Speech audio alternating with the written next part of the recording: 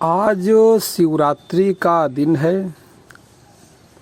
शिवरात्रि के दिन के विषय में कुछ विशेष चर्चा करने का इरादा है।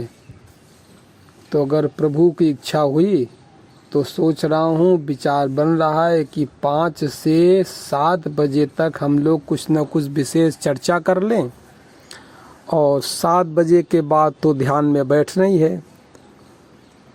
और ध्यान आज 1 घंटे या 2 घंटे का करने का इरादा नहीं है, थोड़ा अधिक बढ़ सकता है। इसलिए ध्यान में बैठने से पहले जो व्रत हैं वो तो ठीक है, अच्छी बात है कि व्रत हैं शिवरात्रि का।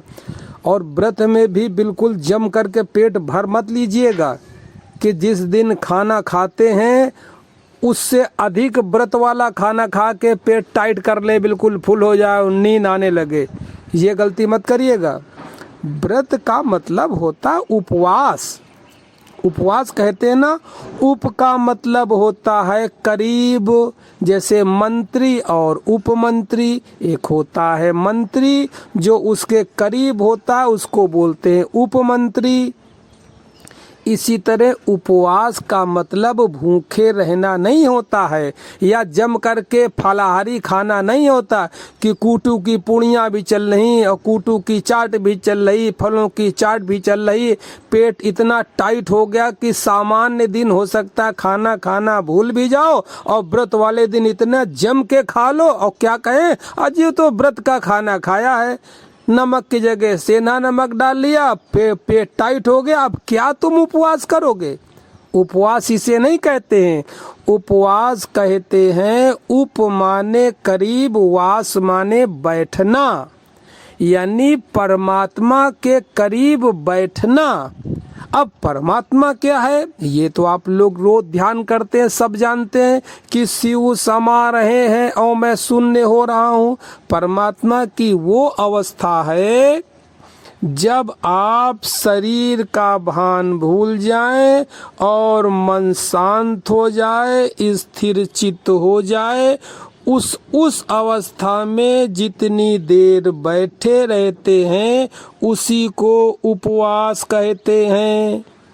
जम करके भोजन करने को शाकाहारी हुए, ये फलाहारी भोजन कर लिया, इसे उपवास नहीं कहते, भूल जाइए।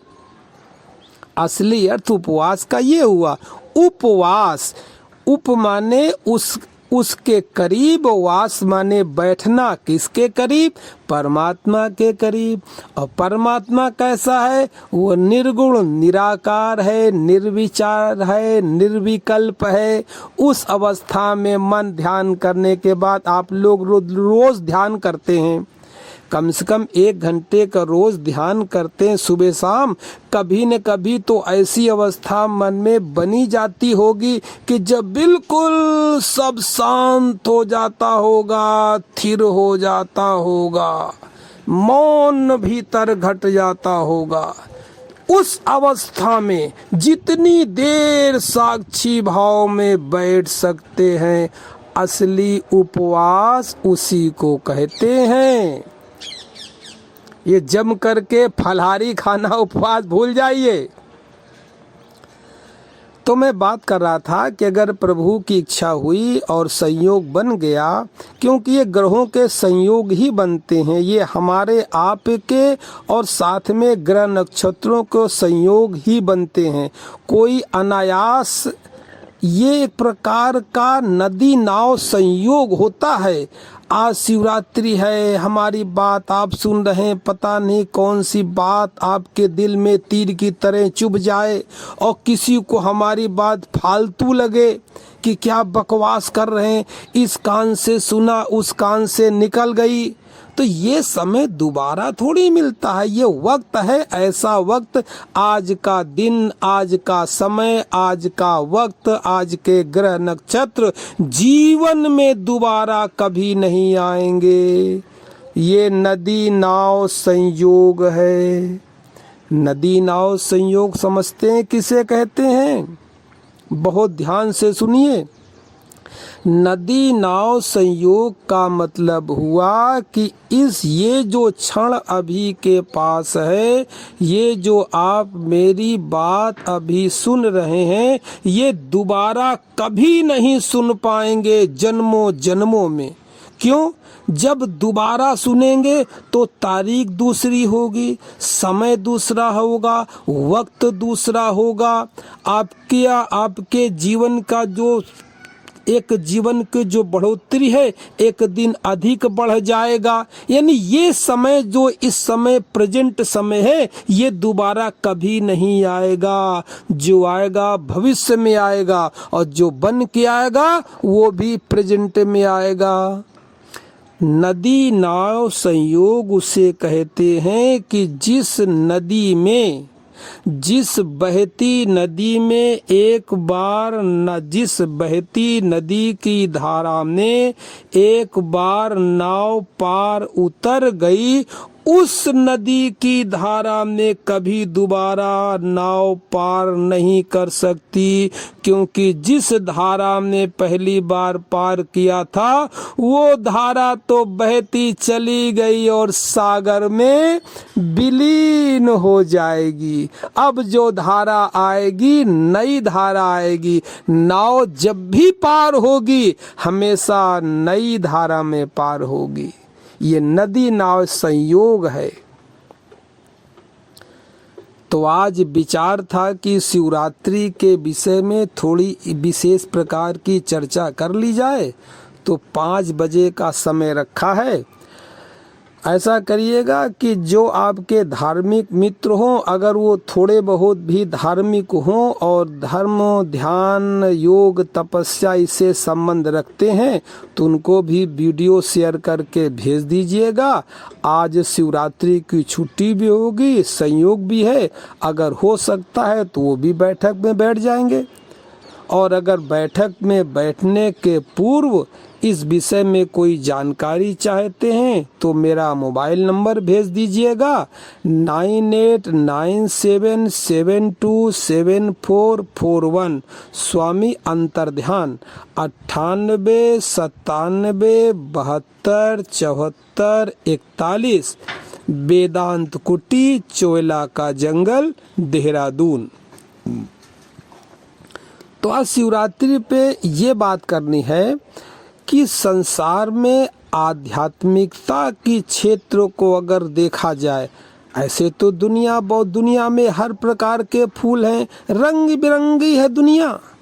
यहाँ अगर खुशबूदार फूल हैं, बेला के फूल हैं, चमेली के फूल हैं, कमल के फूल हैं, तो यहाँ जो तालाबों में बेशरम खिलते हैं उसके भी फूल हैं, उसकी भी अपनी महत्ता है। यहाँ कोई चीज बेकार नहीं है। बड़े बड़े वृक्षों की अगर महत्ता है तो एक दूब के घास का भी उतना ही महत्व है।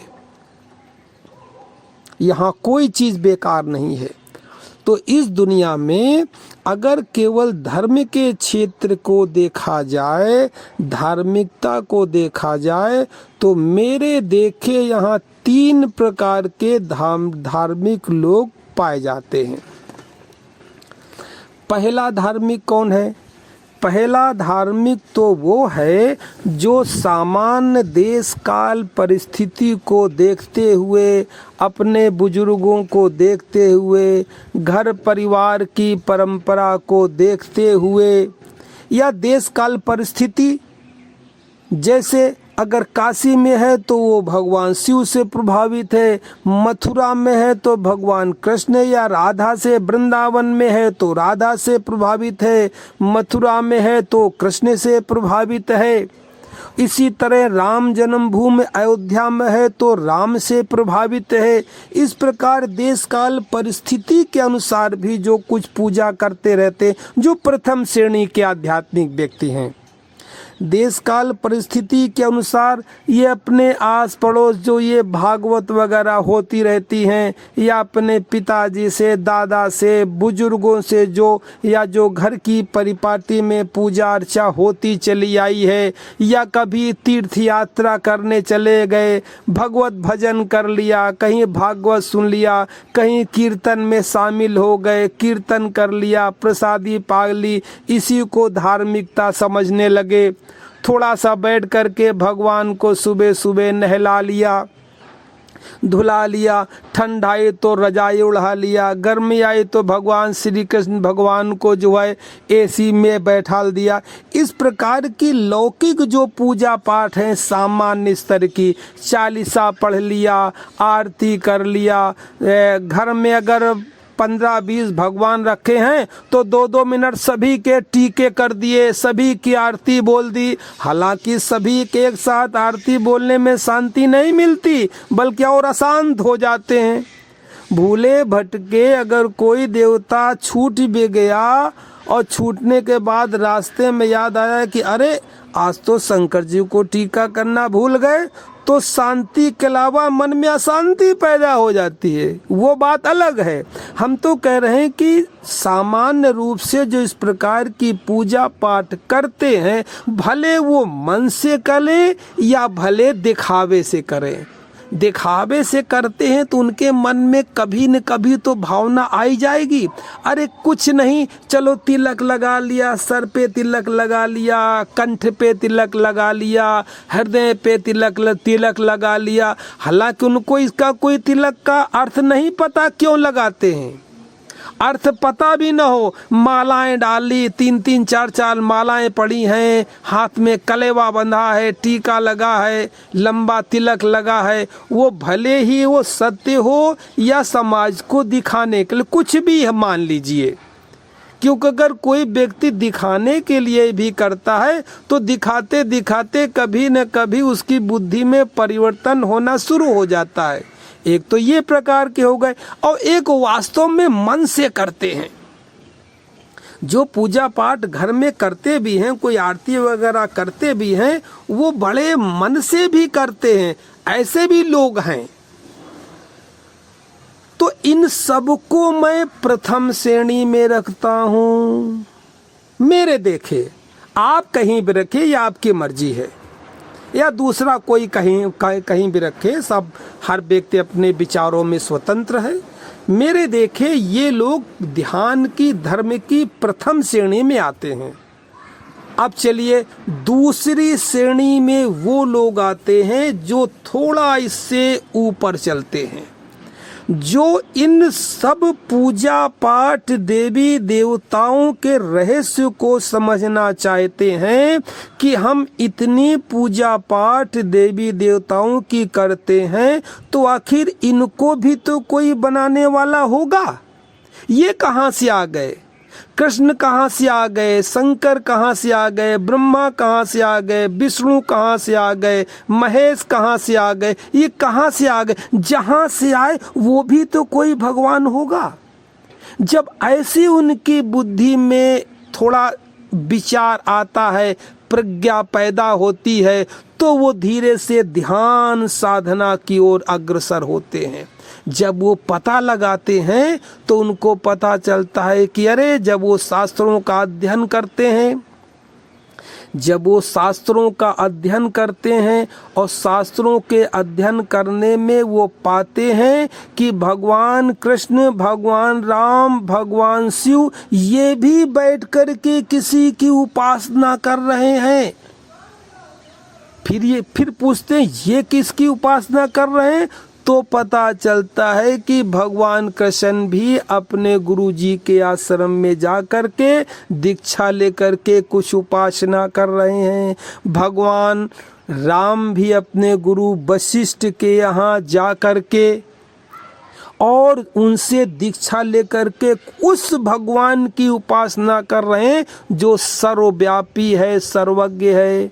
और फिर देखते हैं कि भगवान शंकर भी बैठ कर के कुछ कर रहे हैं, किसी की पूजा कर रहे हैं। भगवान शंकर भी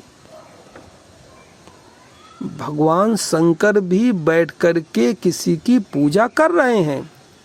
अब ये बचकानी बात मत विचार करिएगा कि मैं आपसे पूछूं कि भगवान शंकर किसकी पूजा करते हैं, तो आपका उत्तर होगा रामचंद्र जी की पूजा करते हैं।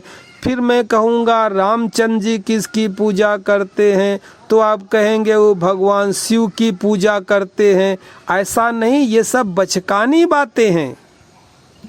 जैसा मैं सोचता हूँ ऐसा जरा थोड़ी देर के लिए दिमाग लगा के आप भी सोचिए कि क्या दो लोग आपस में एक दूसरे की पूजा कर सकते हैं?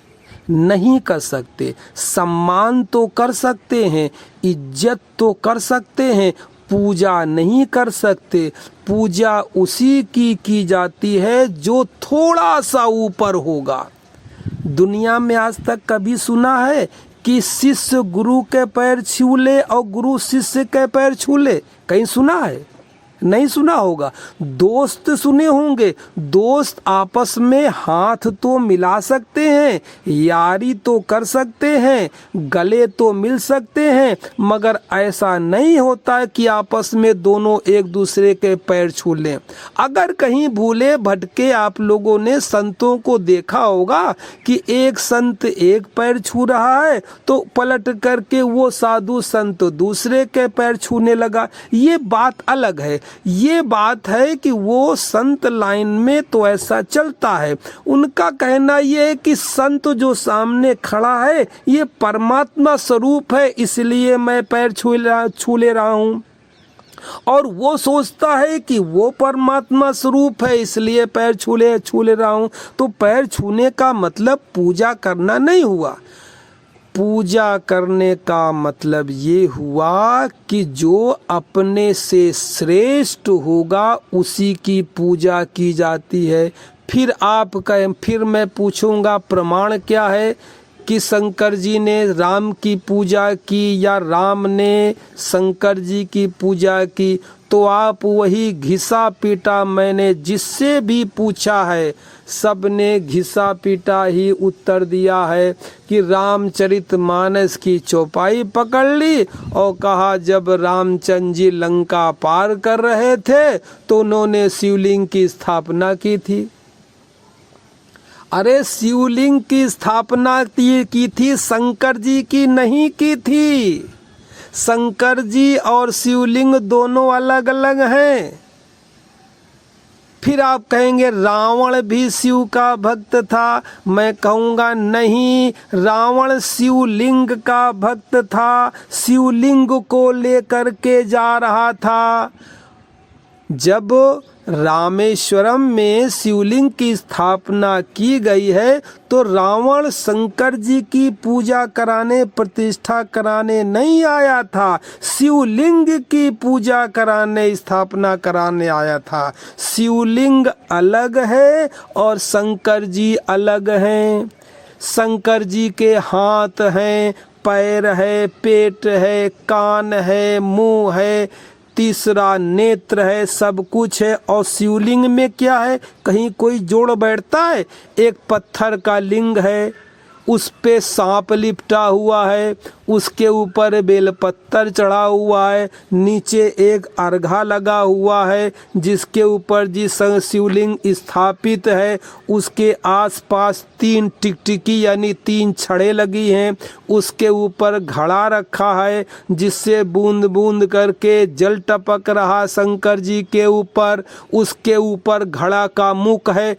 ये कहाँ शिवलिंग का रूप और कहाँ शंकर जी? और जबरदस्ती मान करके बैठे हैं कि शंकर जी ही शिवलिंग है, शिवलिंग शंकर जी हैं। इस भ्रम को तोड़िए। जिस दिन ये भ्रम टूटेगा उस दिन सत्यता बिल्कुल समझ में आ जाएगी। तो ज़्यादा विस्तार न करने का मतलब, इस विषय पे ज़्यादा विस्तार में नहीं जाना चाहता हूँ। अगर ज़्यादा विस्तार में इसकी पूरी व्याख्या आप समझना चाहते हैं, सुनना चाहते हैं, तो इसके लिए मेरा एक जो है 90 दिन का व्हाट्सएप का कोर्स चलता है। उसको आप कभी आपके पास वक्त हो, 90 दिन का समय हो तो जुड़ करके वो कोर्स आप कर लीजिएगा। इन सब बातों का सार तत्व तो आपके समझ में आ जाएगा।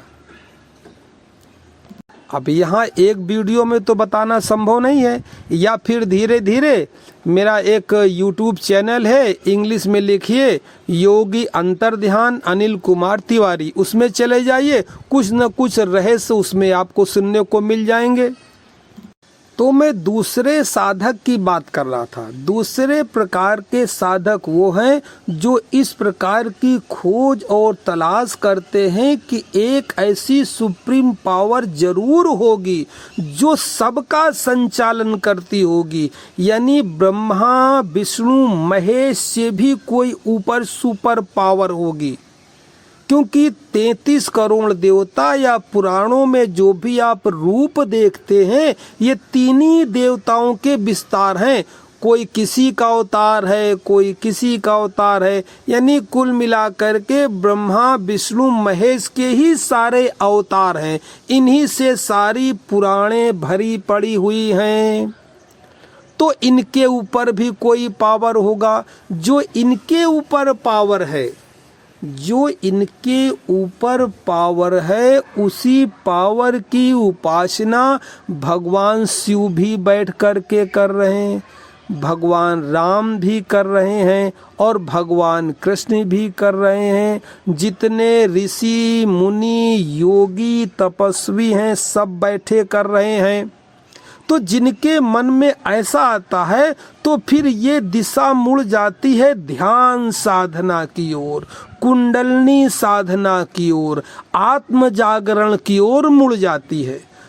तो जो ध्यान साधना करते हैं, कुंडलनी साधना करते हैं, आत्म जागरण की साधना करते हैं, दुर्गा जागरण की साधना करते हैं, वो सारे के सारे ध्यान योग से चलते हैं। और वो उनको मैं लेता हूँ द्वितीय श्रेणी के साधक। और सहज मार्ग उसको मैं कहता हूँ, उसको मैं कहता हूँ कि ये सहज मार्ग है, कि सहज मार्ग में चल करके आप उस तत्व का अनुभव कर लें, उस शक्ति का अनुभव कर लें जो सुपर पावर है, सुप्रीम पावर है।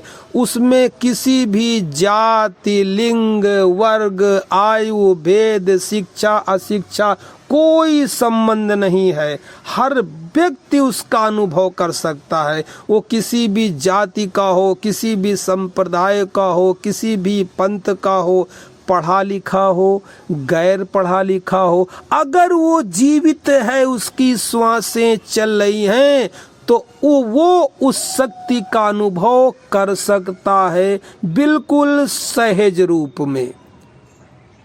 ये हुआ दूसरे प्रकार का साधक, द्वितीय श्रेणी का साधक।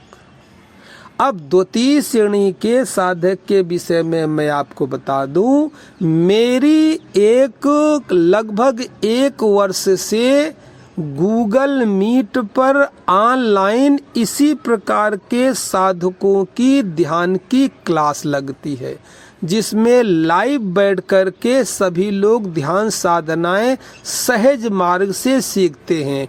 उसमें अजपा गायत्री भी है, सोहंग साधना भी है, और ध्यान की करीब मेरे पास विज्ञान भैरव तंत्र की 112 विधियां हैं।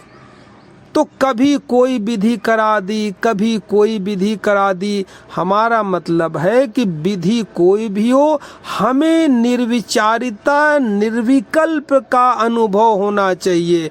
हमें हमारे शरीर के अंदर शिवत्व का अनुभव होना चाहिए। जो आपने बड़े बड़े शब्द सुने होंगे, अहम ब्रह्मास्मि शिवो अहम, ये कैसे अनुभव होगा? ये इसी तरह अनुभव होगा धीरे धीरे जब आप सहज मार्ग से ध्यान के मार्ग पे चलेंगे तो आपको निर्विचारिता का अनुभव हो जाएगा। और जितने निर्विचार होते चले जाएंगे, जितने निर्विकल्प होते चले जाएंगे, उतना आपका ब्रह्मांड से नाता जुड़ना शुरू हो जाएगा। आपका जो ट्रांसमिशन होता है, यानी आप अपनी बात ब्रह्मांड की शक्तियों को पहुंचा सकते हैं और ब्रह्मांड से जो आपको संकेत मिलते हैं उनको आप ग्रहण कर सकते हैं, अनुभव कर सकते हैं। ऐसा कब होगा? जब भीतर से खाली हो जाएंगे, निर्विचार की स्थिति में शांत हो जाएंगे।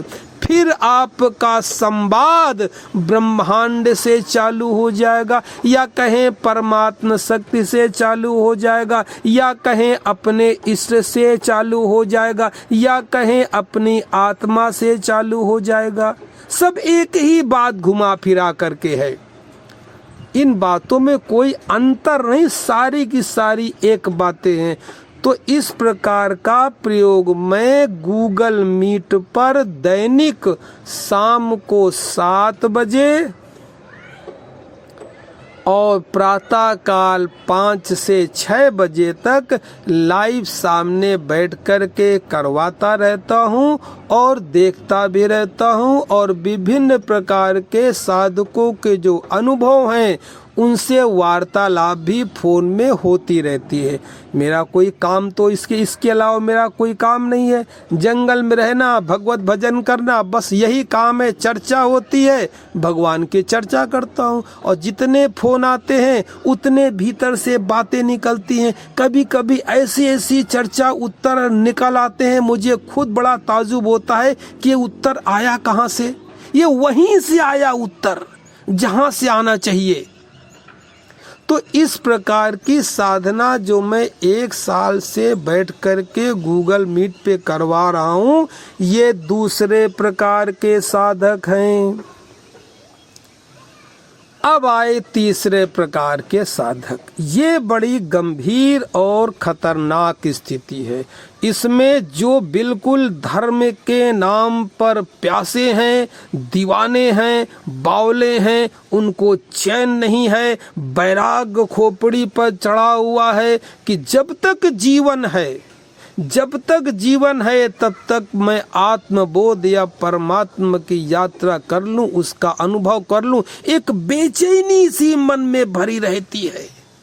हर समय सांसारिक कृत्य कोई भी करेंगे, मगर उनके अचेतन में ये बीज पड़ा हुआ है कि नहीं, जीवन बहुत थोड़ा है, बहुत तेजी से बढ़ता जा रहा है, बड़ी गति से बढ़ता जा रहा है, और हमें अभी तक परमात्मा का अनुभव नहीं हुआ। क्या है सृष्टि, क्या है ब्रह्मांड की शक्तियाँ। हम एक तुच्छ प्राणी है, ब्रह्मांड तो विशाल है, कैसे इससे संपर्क हो, कौन है बनाने वाला, मेरे भीतर बैठ कर के बोल कौन रहा है, कैसे उसको जल्दी जाना जाए। तो जो जल्दी वाली बात है, इसी को कहते तंत्र।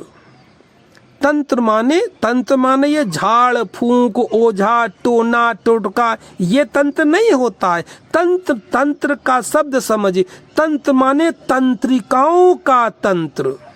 हमारे शरीर में 72,000 नाड़ियां हैं, तंत्रिका तंत्र हैं। 72,000 तंत्रिका तंत्र हैं, जिन पे मूल हैं। ये सब जानते होंगे जो धार्मिक व्यक्ति हैं द्वितीय श्रेणी के, कि उसमें एक है इड़ा नाड़ी, इड़ा तंत्रिका, पिंगला तंत्रिका और सुषुम्ना तंत्रिका। 3 तंत्रिकाएं हैं। फिर इनके विस्तार होते चले गए हैं। जैसे पेड़ की एक शाखा चलती है, उससे 2-3 शाखाएं फूटती हैं, उससे और फूटती हैं, उससे आगे और फूटती हैं। इस तरह आगे चल करके 72,000 तंत्रिकाएं फूट जाती हैं। और वो इस शरीर में नहीं है। ये भूल मत करिएगा कहीं कि कभी डॉक्टरों की तरह ऑपरेशन करके आप उनको ढूंढने लगे, कभी नहीं मिलेंगी। ये आपके सूक्ष्म शरीर में है। जब आप साधना से, इस साधना करते करते, ध्यान करते करते इस शरीर के तल के थोड़ा नीचे उतरेंगे, सूक्ष्म शरीर में जाएंगे, वहाँ ये तंत्रिकाएं फैली हुई हैं। तो जो इनमें और जो ध्यान का जो साधक होता है, कुंडलनी का जो साधक होता है वो इन्हीं तंत्रिकाओं पर ही प्रयोग करता है। इसी में एक कुंडलिनी नाम की भी तंत्रिका होती है जिसे कुंडलिनी शक्ति कहते हैं, सुपर पावर कहते हैं। योग में उसी को कुंडलिनी एक नामकरण दे दिया गया है और कुंडलिनी शक्ति कह दिया गया। वो भी एक प्रकार की तंत्रिका ही है, नस ही है सूक्ष्म में, जिसकी आकृति कुछ इस प्रकार की है कि जैसे सांप होता है। सांप अपनी पूंछ को अपने मुंह में पकड़े है, ऐसी एक नाड़ी है और 3.5 फेरे लिए हुए है। ये जो नाड़ी है तंत्रिका की, जिसका कभी व्याख्या करेंगे तो शिवलिंग के ऊपर जो सांप लिपटा हुआ है वो उसी का प्रतीक है। या जो अभी कुंभ बीता है, जो समुद्र मंथन में जो बासुकी नाग लिपटा हुआ है मंदराचल पर्वत के ऊपर, वो उसी का रूप है। इस पर चर्चा कभी विस्तार से करेंगे, या मेरे 90 दिन के कोर्स में आइए, उसमें सब समझ में आ जाएगा। तो इस प्रकार के जो द्वितीय श्रेणी के साधक हो गए। अब तृतीय श्रेणी के साधक वो हैं जो तंत्र में प्रयोग करते हैं, तंत्र में कुछ विशेष प्रयोग करना चाहते हैं। तो विशेष प्रयोग करने के लिए संसार में 2 शक्तियां हैं, उन्हीं का ये पूरा संसार है। एक है शिव और दूसरी है शक्ति। शिव शक्ति का जब दोनों मिलान करके हम चलते हैं तो तंत्र का प्रयोग शुरू हो जाता है, यानी शक्ति जगाना। अब ये कुछ मंत्रों के माध्यम से भी है। अब जो द्वितीय श्रेणी का साधक है वो कुंडलिनी को सहज मार्ग से जागृत करने और उत्थान करने का प्रयास करता है। और जो तृतीय श्रेणी का साधक है जिसमें कुंडलिनी जगाने के लिए वो थोड़ा तंत्र का भी प्रयोग करता है। तो अभी जैसे मेरे ग्रुप में मैं विशेषकर ये अजय जी बात कर रहे थे कि मैं थोड़ा तंत्र का भी प्रयोग करना चाहता हूँ, तो अजय के लिए मैं ये विशेष बता दूँ। हाँ, तो मैं अजय से बता दूं कि हम लोग जो ये करते हैं ये थोड़ा सहज मार्ग से ऊपर की साधना है। सहज मार्ग में केवल नाम जप होता है, अजपा जप होता है, अजपा गायत्री होती है। मगर हम लोग जो ये इसके करने के पहले ये लंबी गहरी श्वासें लेते हैं, कीर्तन करते हैं, हंसते हैं, रोते हैं, ये थोड़ी हठ योग प्रदीपिका की भी कुंडलिनी जागरण की प्रक्रिया है, तो ये थोड़ा उसमें हठ योग भी मिला हुआ है। तो हम लोग जो ये बैठ कर के दैनिक लाइव अभ्यास करते हैं ये सहज मार्ग से थोड़ा ऊपर है, यानी हठ योग और सहज मार्ग दोनों का मिक्स है। अब अगर तंत्र की बात की जाए, अभी तक हम लोग उपासना करते हैं शिवो अहम की ओर जाने के लिए, अहम ब्रह्मास्म की ओर बढ़ने के लिए। अब जो ये आज शिवरात्रि का दिन है, कुछ लोगों की चर्चा की थी कि तंत्र के माध्यम से भी क्या शक्ति का जागरण संभव है, तो उनके लिए बता दूं कि हाँ संभव है और तेज गति से संभव है। तो तंत्र का मतलब ये आपने समझ लिया, तंत्रिका तंत्र। और अगर साकार रूप से मानेंगे तो उसको शक्ति कहिए। शिव और शक्ति दो ही तो हैं। तो ये समझ लीजिए कि अभी तक हम लोग जो शिव उपासना करते थे वो कर रहे हैं, और अब उसके साथ हम माँ भवानी शक्ति का भी सहारा लेंगे। शक्ति के सहारे के लिए तंत्र विद्या में जगत प्रसिद्ध है। तंत्र विद्या में 10 महाविद्याएं हैं। 10 महाविद्या के अंतर्गत एक महाविद्या है जिसे बगलामुखी माँ कहते हैं, इसे पीताम्बरा भी कहते हैं। ये संसार में जितने प्रकार की बाधाएं होती हैं उन बाधाओं को काटने के लिए ये महान शक्ति है, बहुत बड़ी शक्ति है। आपके विचारों में निगेटिविटी जो भी आती है उसको ख़त्म करने के लिए आपके जो विरोध में खड़ा है, चाहे वो कोई भी हो, चाहे वो कोई भी हो, प्रकृति में लगा करके इंसान से प्रकृति से ग्रहों तक कोई भी हो जो आपके विरोध में खड़ा है, जब तंत्र मार्ग से बगलामुखी देवी की उपासना करते हैं, कुंडलनी जगती है, तो सारे कलेश दूर हो जाते हैं, सारी बाधाएं कट जाती हैं। अक्सर मैं आपको एक लाइन बोलता हूँ, वो बजरंग संहिता की लाइन है कि कुंडलनी का एक रूप नाग भी है। इसी कुंडलनी नाड़ी जब रीढ़ की हड्डी सुषुम्ना नाड़ी में चढ़ती है तो इसका कुछ प्रयोग, कुछ अनुभव नागिन की तरह होता है, इसीलिए इसे नागिन कहा गया है। और समस्त पूजा पाठ का अर्थ यही है, चाहे ज्ञान में चाहे अज्ञान में जागृत कुंडलनी ही होती है, वो किसी भी परसेंटेज पे हो, 1% हो, 2% हो, 3% हो, 10-20% हो, कोई भी आप पूजा पाठ करें, जब करें तब करें, यज्ञ करें, हवन, जागृत कुंडलनी ही होती है, चाहे आप उसका ज्ञान रखते हो चाहे न रखते हो।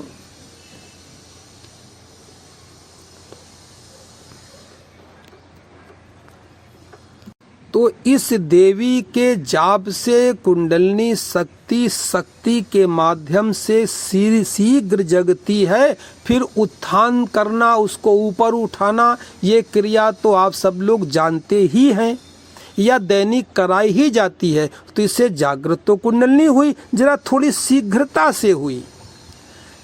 बजरंग संहिता का एक श्लोक है, शनि राहु कुरु ग्रह काल सर्प शैतान, शनि राहु कुरूर ग्रह काल सर्प शैतान, नाग शक्ति को लख भगे सभी छोड़ मैदान। जो ये ज्योतिष में आते हैं ना कि तुम्हारा ये ग्रह खराब है, शनि खराब है, राहु खराब है, सूर्य ग्रह खराब है, तो कहते हैं कि नाग शक्ति जब जगती है तो इसको देख करके सभी ग्रह मैदान छोड़ करके भाग जाते हैं। इसका मतलब कुंडलनी का साधक अगर है, कुंडलनी जागरण की क्रिया कर रहा है, तो नवग्रहों के जो प्रवाह है, नवग्रहों का जो प्रभाव है, वो असर कम पड़ने लगता है। तो सामान्य पूजा पाठ हो गई, पहले श्रेणी का साधक, सहज योग हो गया दूसरे श्रेणी का साधक, और थोड़ा हठ योग का प्रयोग करके आप लोग ध्यान साधना कर रहे हैं। अब आज चूंकि शिवरात्रि थी और कुछ लोगों का मंतव्य भी था, प्रदीप जी थे, अजय जी थे, 2-3 लोग और हैं, वो चाहते हैं कि उस तंत्र की भी साधना करना चाहते हैं। तो आज मैं इस विषय में 5 बजे से एक बैठक लूँगा, जिसमें शिवरात्रि का महत्व समझाऊंगा, शिवरात्रि क्यों प्रसिद्ध है, इसका महत्व क्या है। ऐसे तो शिवरात्रि महीने में एक बार अवश्य आती है, 12 महीने होते हैं, कभी कभी 12 आ जाती हैं, कभी कभी 13 आ जाती हैं। 13 का मतलब ये हुआ कि जो वो भारतीय परंपरा के अनुसार एक लौंद का महीना अधिक चलता है, तो शिवरात्रि एक बढ़ गई। वो तो हुई शिवरात्रि महीने में एक बार आती ही आती है। ये महाशिवरात्रि है। महाशिवरात्रि में ही वो नदी नाव का संयोग बनता है, किसमें क्या कला होती है, क्या इतनी महत्ता है कि लोगों ने शिवरात्रि को बहुत ज़्यादा महत्व दिया है। और इसे शिवरात्रि ही क्यों कहा गया, शिव दिन क्यों नहीं कहा गया है, इस विषय में विस्तार से चर्चा की जाएगी। तो जो शाम की चर्चा में शामिल होना चाहे वो हमको व्हाट्सएप पर यस लिख करके भेज दे। जो ग्रुप में जुड़े हैं उन्होंने तो ग्रुप में यस लिख दिया है, जुड़ना चाहते हैं लिख दिया है। अगर आप इस वीडियो को कहीं शेयर करते हैं, वो लोग भी जुड़ना चाहते हैं, तो यही मेरा व्हाट्सअप नंबर भी है। इसमें अपनी सहमति जता करके भेज दें तो उनको हम ग्रुप में जोड़ लेंगे, वो भी चर्चा में शामिल हो जाएंगे। और अगर आगे मेरा वो कोर्स करना चाहते हैं, मेरा कोई वेबिनार का ऐसा कोई कोर्स नहीं है कि मैं हज़ारों रुपए फीस लेता हूं और आपको कुछ ऐसा मतलब तोड़ मरोड़ करके बात को समझाता हूं कि आप वो देने के लिए बाध्य हो जाते हैं। ऐसा मन में कोई शंका मत रखिएगा। मैं बाबा आदमी हूं, बस जनहित में कार्य कर रहा हूं और 62 साल की मेरी उम्र हो गई है। अब मैं कहाँ कमा के ले जाऊंगा, क्या ले जाऊंगा, सब यहीं कहीं धरा रह जाएगा। जो ज्ञान मेरे पास है, जो लेना चाहते हैं, जिनके भाग्य में होगा, जिनका भाग्य बहुत प्रबल होगा, वही समझ पाएंगे, वही कुछ ग्रहण पाएंगे। नहीं तो कहेंगे पता नहीं क्या बाबा जी उल्टी सीधी बकवास करते रहते हैं। इस कान से सुनेंगे, इस कान से निकाल देंगे, फिर अपने 99 के चक्कर में लग जाएंगे। मगर याद रखिएगा, इस संसार में सब 99 के चक्कर में पड़े हुए हैं।